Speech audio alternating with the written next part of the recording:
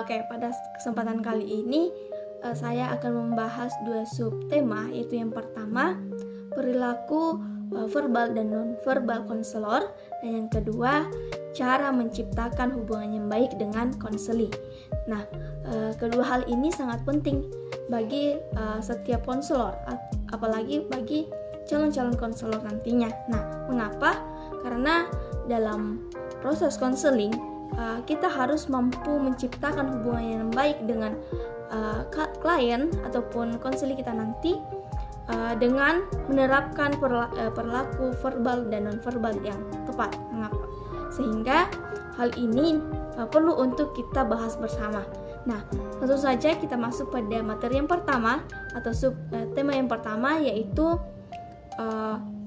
perilaku verbal dan non-verbal konselor.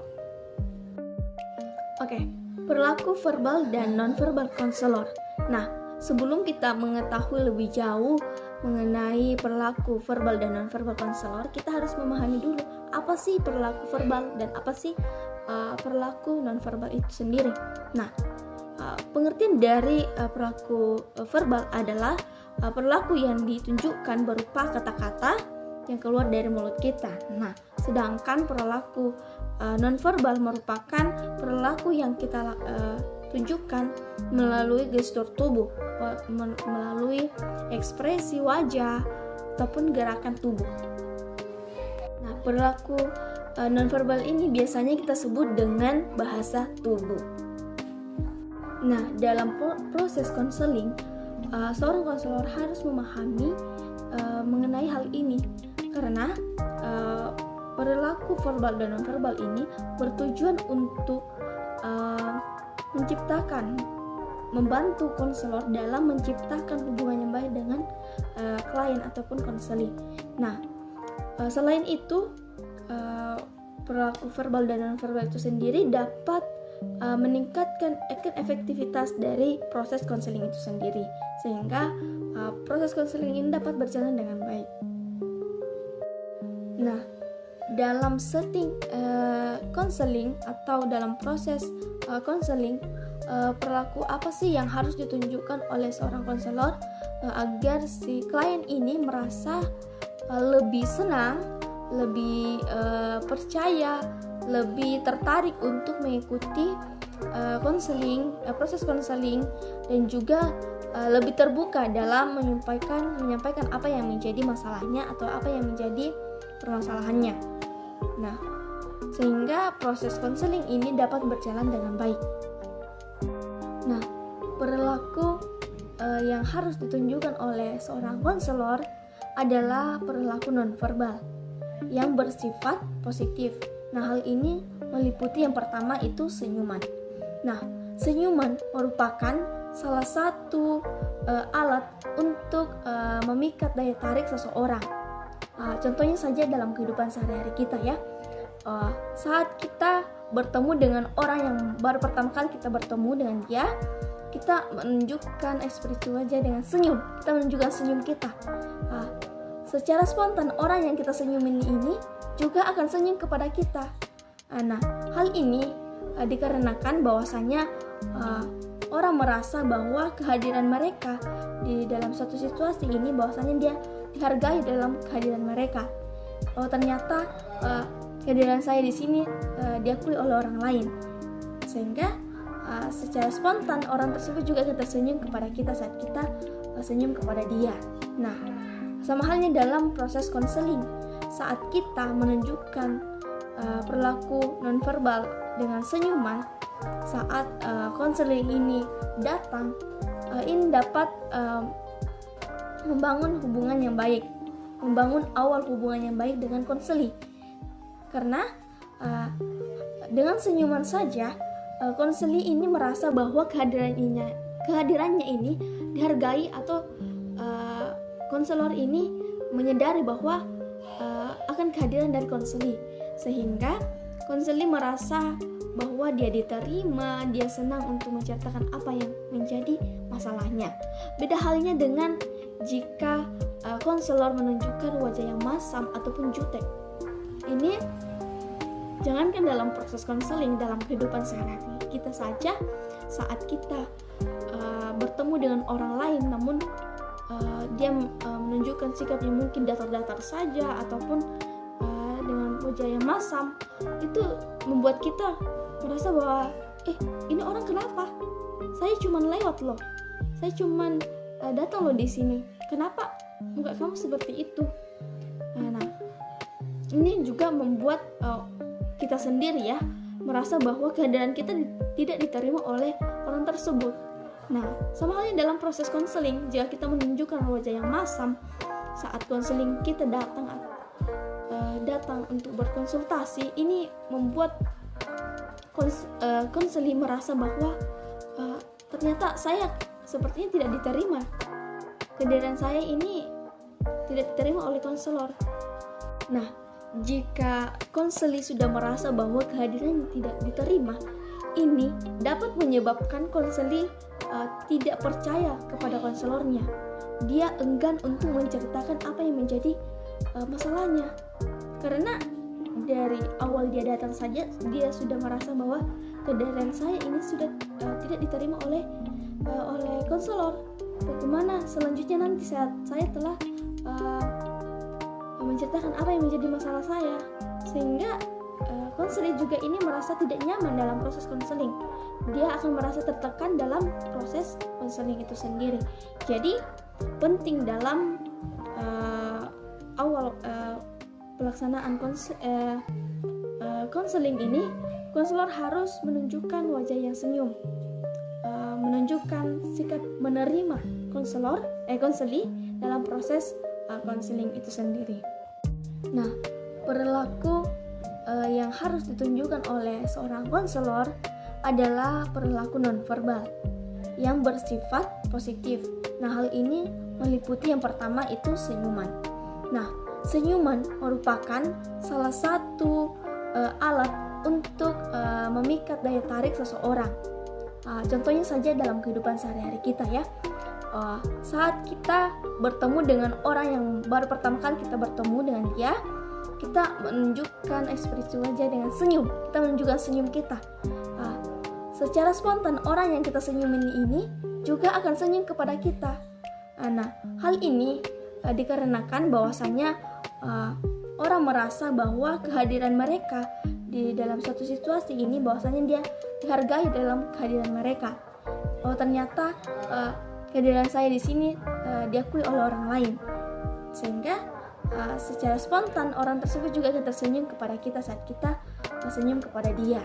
Nah, sama halnya dalam proses konseling, saat kita menunjukkan perilaku nonverbal dengan senyuman saat konseling ini datang, ini dapat membangun hubungan yang baik, membangun awal hubungan yang baik dengan konseli.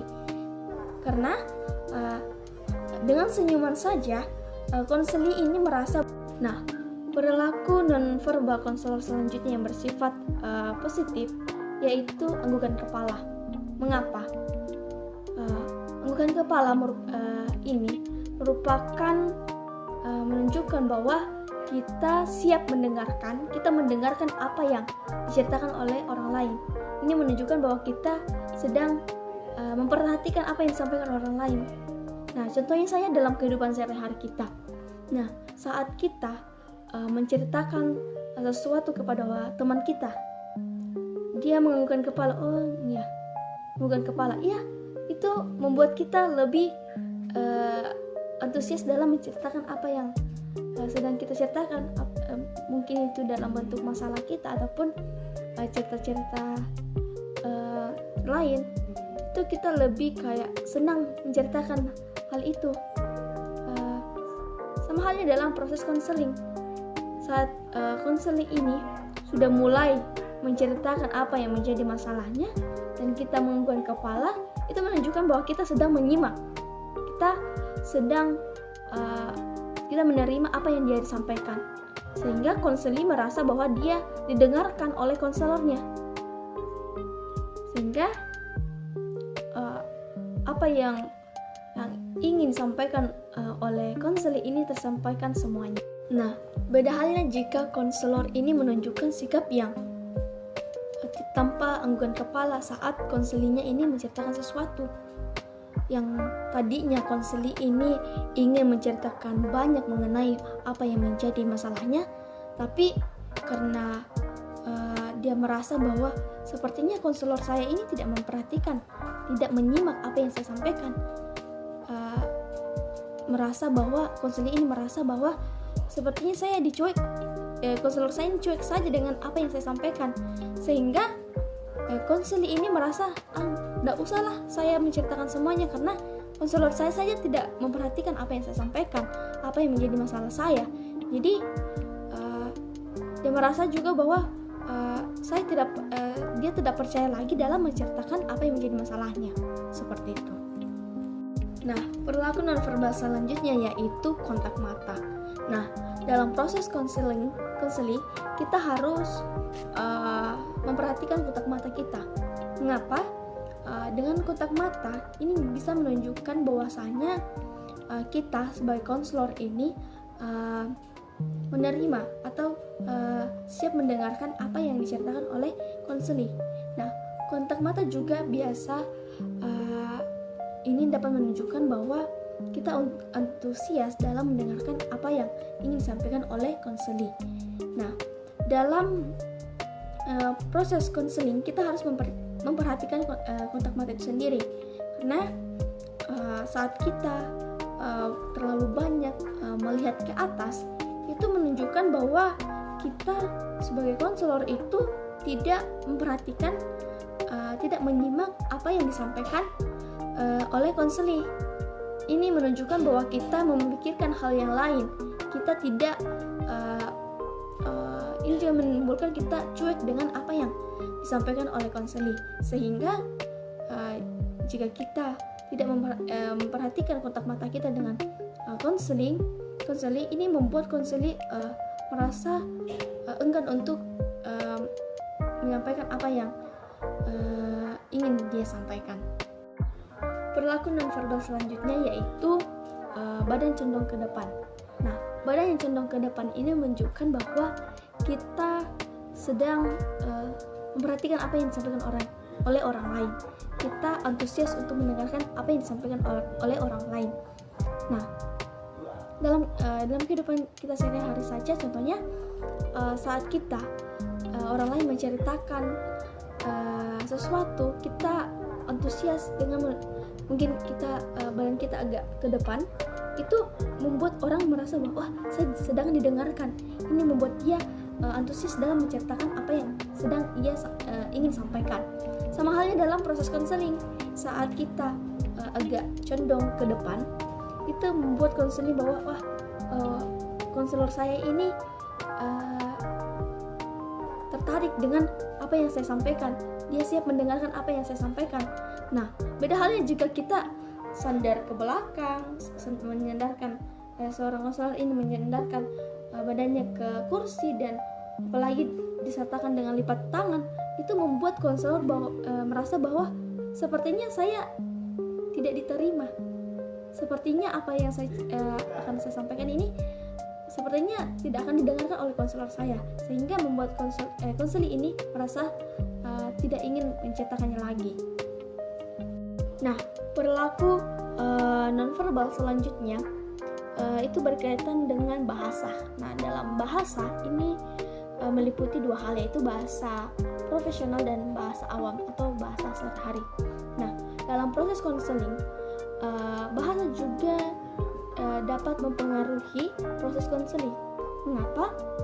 Saat seorang konselor ini menggunakan bahasa profesional, ini dapat membuat konseling merasa bahwa konselor saya ini profesional. Dari bahasanya saja ini luar biasa. Ini membuat konseling percaya bahwa konselor saya ini bisa menyelesaikan masalah saya. Beda halnya jika seorang konselor ini menggunakan bahasa awam atau bahasa sehari-hari. Ini menunjukkan bahwa ini membuat konseling merasa bahwa seperti ini tidak profesional deh, karena apa yang dia sampaikan ini bisa juga dikatakan oleh teman saya.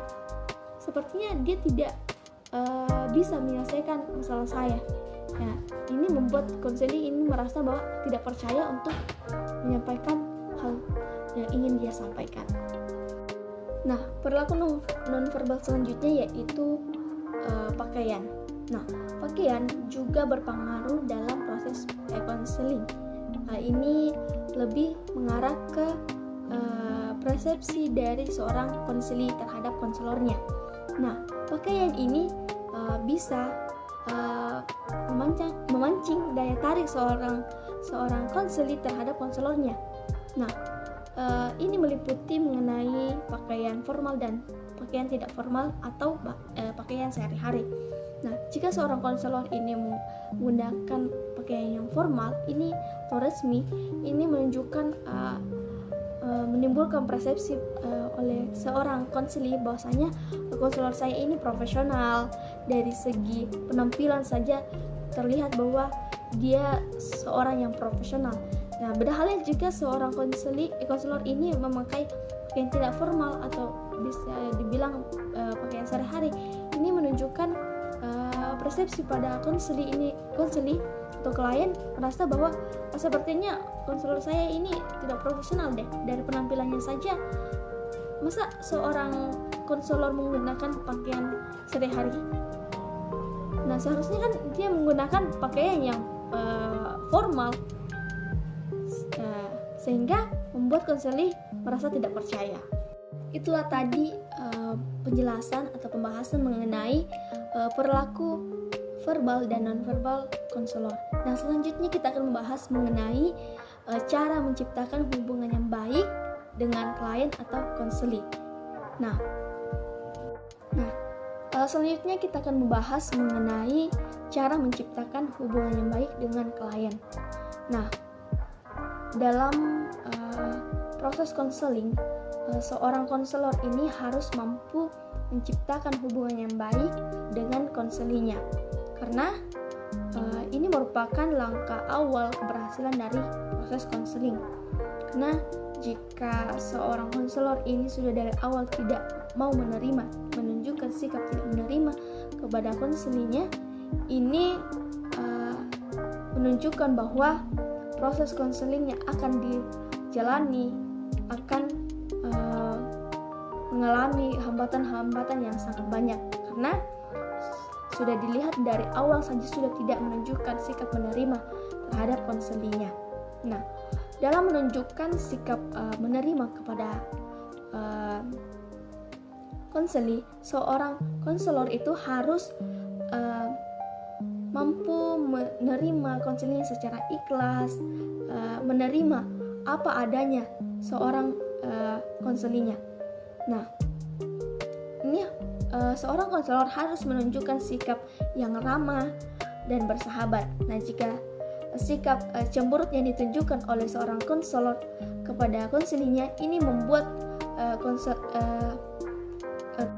hal ini membuat konseli merasa tidak diterima oleh konselornya, sehingga kita sebagai konselor harus pandai dalam menunjukkan rasa menerima terhadap konseli.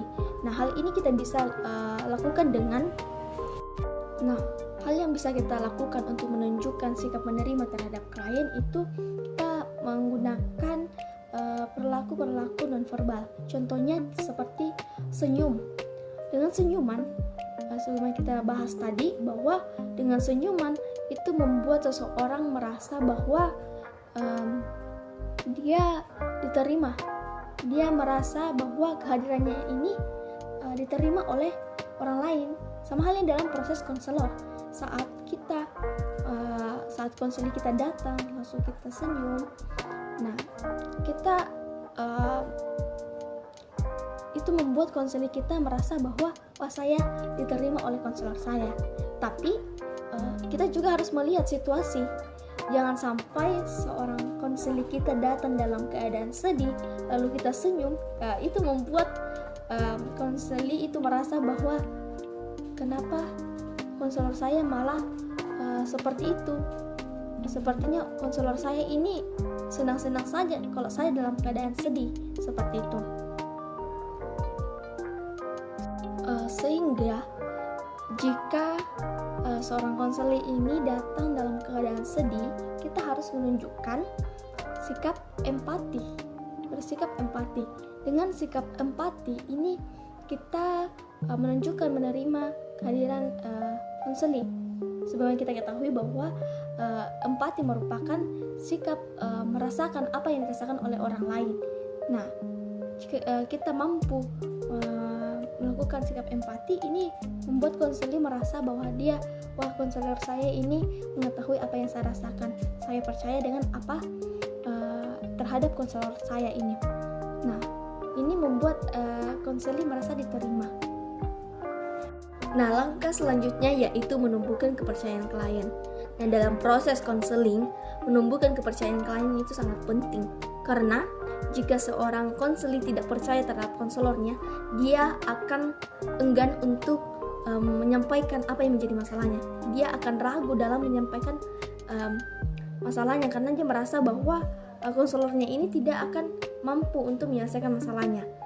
Jadi dalam menumbuhkan kepercayaan konselor, seorang konselor ini harus menanamkan pada dirinya bahwa konselornya ini dapat menyelesaikan masalahnya, dan juga semua apa yang dilakukan oleh konselor ini demi kebaikan konselor itu sendiri. Jadi dalam menumbuhkan kepercayaan klien itu sangat penting dalam proses konseling. Nah, lantas bagaimana sih cara menumbuhkan kepercayaan klien? Nah, hal ini dapat kita mulai dengan mengatakan kepada klien, yaitu kamu tidak perlu lagu-lagu. Nah, dalam menumbuhkan kepercayaan klien atau konselor ini dapat kita lakukan dengan mengungkapkan kalimat-kalimat seperti yang pertama itu kita mengatakan kepada klien, kamu tidak perlu ragu-ragu dalam menyampaikan masalah dan keadaan kamu yang sebenarnya kepada saya, karena apa yang kamu sampaikan ini terjamin kerahasiaannya. Jadi dalam hal ini kita sebagai seorang konselor harus mampu menerapkan asas kerahasiaan, karena saat apa yang disampaikan oleh konselor ini diketahui oleh orang lain, ini membuat konselor merasa bahwa ternyata apa yang saya sampaikan ini konselor saya tidak mampu merahasiakannya. Jadi kedepannya dia akan tidak mau lagi menceritakan masalahnya lebih dalam lagi. Jadi kita harus mampu menjaga kerahasiaannya sebagai wujud kita dalam menciptakan menumbuhkan kepercayaan pada klien. Nah, selanjutnya kita bisa mengatakan kepada klien untuk meyakinkan kepada klien bahwa dengan mengatakan sudah menjadi kewajiban saya untuk membantu kamu dalam menyelesaikan masalah kamu. Jadi kamu tidak boleh ragu lagi dalam. Nah, dalam menumbuhkan kepercayaan klien atau konselor ini dapat kita lakukan dengan mengungkapkan kalimat-kalimat seperti yang pertama itu kita mengatakan kepada klien, kamu tidak perlu ragu-ragu dalam menyampaikan masalah dan keadaan kamu yang sebenarnya kepada saya, karena apa yang kamu sampaikan ini terjamin kerahasiaannya. Jadi dalam hal ini kita sebagai seorang konselor harus mampu menerapkan asas kerahasiaan, karena saat apa yang disampaikan oleh konselor ini diketahui oleh orang lain, ini membuat konselor merasa bahwa ternyata apa yang saya sampaikan ini konselor saya tidak mampu merahasiakannya. Jadi kedepannya dia akan tidak mau lagi menceritakan masalahnya lebih dalam lagi. Jadi kita harus mampu menjaga kerahasiaannya sebagai wujud kita dalam menciptakan menumbuhkan kepercayaan pada klien. Nah, selanjutnya kita bisa mengatakan kepada klien untuk meyakinkan kepada klien bahwa dengan mengatakan sudah menjadi kewajiban saya untuk membantu kamu dalam menyelesaikan masalah kamu. Jadi kamu tidak boleh ragu lagi dalam. Nah, selanjutnya setelah kita mengatakan perkataan itu, kita juga bisa mengatakan lagi bahwa semua apa yang kita jalani dalam proses konseling ini adalah demi kebaikan kamu. Kamu datang di sini dan kita membahas masalah ini itu demi kebaikan kamu. Jadi kita harus kita sebagai seorang konselor harus meyakinkan kepada klien bahwa setiap proses konseling yang dilakukan itu demi kebaikan klien atau konseling, bukan demi kebaikan konselor. Tapi apa yang semua dilakukan itu demi menyelesaikan masalah dari klien. Nah, langkah selanjutnya yang dapat dilakukan dalam menciptakan hubungan yang baik dengan klien yaitu mewujudkan keterbukaan diri. Nah, dalam hal ini keterbukaan diri terhadap konseling. Nah, dalam proses konseling kadang-kadang klien itu tidak terbuka dalam menyampaikan apa yang menjadi masalahnya. Nah, konseling akan menutupi kebenaran yang sebenarnya yang dia rasakan, sehingga ini dapat menimbulkan kesalahpahaman antara konselor dan klien. Nah, sehingga membuat konselor salah dalam memberikan treatment dalam proses konseling tersebut. Oleh karena itu sangat penting bagi seorang konselor itu mampu mewujudkan keterbukaan diri pada konseling. Nah, bagaimana sih cara mewujudkan keterbukaan diri pada diri konseling? Itu dapat kita lakukan dengan memulai kata dengan mengatakan, saya harap kamu bisa mengungkapkan semua masalah yang kamu alami agar kita bisa mendapatkan solusi dari masalah yang kamu alami. Selanjutnya kita sebagai konselor bisa mengatakan, saya harap kamu menceritakan apa adanya sehingga pertemuan kita hari ini bermanfaat. Nah, jika kamu mengatakan hal yang sebenarnya tidak kamu rasakan, kamu masih menutupi apa yang kamu rasakan, maka pertemuan kali ini tidak bermanfaat. Sebaiknya kamu mengatakan yang sebenarnya sehingga kita mudah menyelesaikan masalah ini. Nah, dalam proses konseling, konselor akan mengalami kesulitan apabila kliennya ini sangat tertutup. Misalnya saja saat diajak berbicara atau ditanya, dia hanya menganggukkan kepala, menggelengkan kepala, dan tidak berbicara. Nah, lantas bagaimana cara kita sebagai konselor membuat konseling kita ini darinya yang tidak mau terbuka menjadi terbuka? Nah, ini ibaratnya kita sebagai montir radio, di mana ada radio yang tidak bunyi. Bagaimana cara kita bisa membuat radio ini menjadi bunyi? Nah, lantas cara yang dapat kita lakukan yaitu kita bisa mengatakan kalimat, semakin banyak kamu berbicara, maka semakin mudah saya dalam membantu kamu menyelesaikan masalah ini. Nah, selanjutnya kita juga bisa mengatakan bahwa jika kamu tidak mau berbicara, maka saya akan kesulitan membantu kamu. Nah, saat kita mengatakan hal ini, konselor akan berpikir, wah, ternyata jika saya hanya berdiam diri, masalah saya tidak akan pernah selesai. Jadi, konselor akan mulai berbicara kepada konselor, menceritakan semuanya. Demikian yang dapat saya sampaikan mengenai perilaku verbal dan non-verbal konselor dan cara menciptakan hubungan yang baik dengan klien.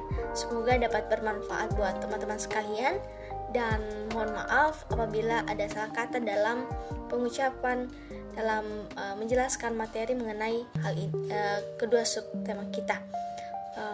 Terima kasih, sampai jumpa.